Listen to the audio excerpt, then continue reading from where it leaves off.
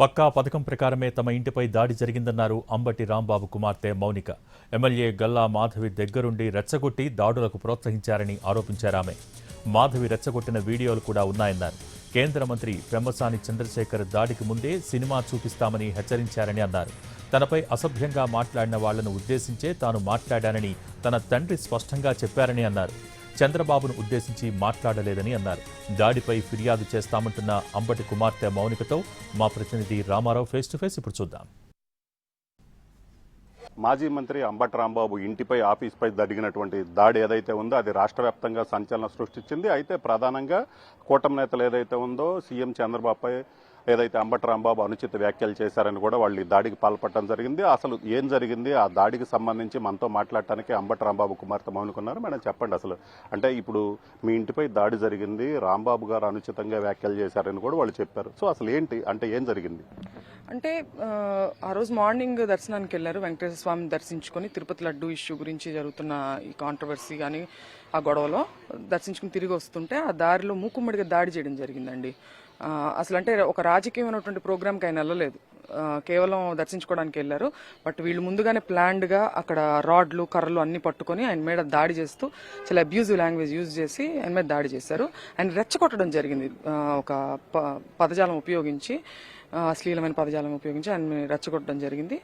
అందులో ఆయన కొంచెం ఆ heat of spur of the మూమెంట్లో ఆయన మాట్లాడడం జరిగింది, ఒక రకంగా రియాక్ట్ అవ్వడం జరిగింది. వెంటనే దాని గురించి ప్రెస్ మీట్ పెట్టారు రోజు. అయినా కానీ అక్కడితో వాళ్ళు ఆగకుండా దాడి చేయడం జరిగింది, ఇంటి మీద కానీ ఆఫీస్ మీద కానీ.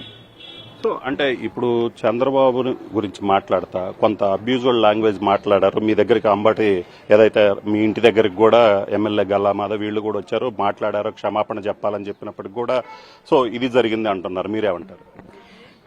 వాళ్ళు వచ్చి దాడి చేసి క్షమాపణ అడగాల్సిన అవసరం లేదు కదా.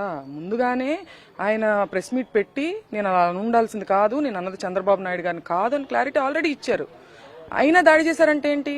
అది కాదు విషయం. వాళ్ళకి ఇంకేదో కక్ష ఉంది, ఆ కక్షని ఈ వంకగా పెట్టుకుని ఇది అడ్డు పెట్టుకుని వాళ్ళు చూపించాలనుకున్నారు.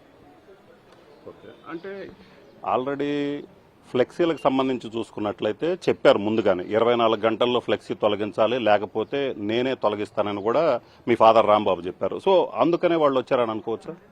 ఇప్పుడు ఆయన ఏదైతే అక్కడ మాట్లాడారో ఆయన ఆ రోజే ఫ్లెక్సీ చించేసి ఉండొచ్చు కదా. ఆయన అదే ఆ టైంలో మాట్లాడుతున్నప్పుడు ఆయన క్లారిటీ కూడా ఇచ్చారు, అలా చించడం కరెక్ట్ పద్ధతి కాదు, కాబట్టి నేను పోలీసులకి చెప్తున్నాను ఇలాంటి పోస్టర్లు వేయొద్దు అని చెప్తున్నాననే చెప్పారు. ఆయన ఒక ప్రజాస్వామ్యంలో ఉంటూ ఎలా రియాక్ట్ అవ్వాలో అలాగే రియాక్ట్ అయ్యారు తప్పితే లా అండ్ ఆర్డర్ని ఏం బ్రేక్ చేయలేదు కదా. కానీ వీళ్ళ దాడి చేయడం వల్ల లా అండ్ ఆర్డర్ని బ్రేక్ చేసినట్టే కదా ఇది. సో ఇది పరిస్థితి. మొత్తం మీద అయితే మాత్రం ఉద్దేశపూర్వకంగానే తమ ఇంటి మీద దాడి జరిగింది. ఎందుకంటే రాంబాబు గారు అక్కడికి వెళ్లిన సమయంలో ఖచ్చితంగా వాళ్ళని రెచ్చగొట్టడానికి కాదు, కేవలం పూజలు చేయడానికే వచ్చారు. తిరిగి వస్తున్న సమయంలోనే వాళ్ళందరూ కూడా అసభ్య పదజాలంతో మాట్లాడటం జరిగింది. ఆ సమయంలోనే ఆయన సంయమనం ఏదైతే ఉందో కోల్పోయారు. తర్వాత తాను అన్నది చంద్రబాబు కాదని చెప్పిన తర్వాత కూడా గుంటూరు వెస్ట్ ఎమ్మెల్యే గల్లా మాధవి తన అనుచరులతో వచ్చింది, ఆమె ప్రోద్బలంతోనే తమ మీద దాడి జరిగింది.